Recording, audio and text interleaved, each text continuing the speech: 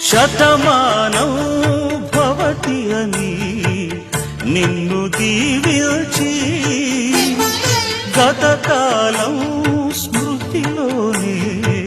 బ్రతుకు సాగించి ఆ కుంకుమ రేకుల కెంపులు పూయగా ఆ పూసిన పూల నోములు పండగా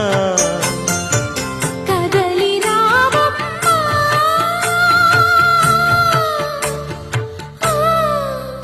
ఈ బాలవాక్కు బ్రహ్మవాక్కు ఒక్కటేనని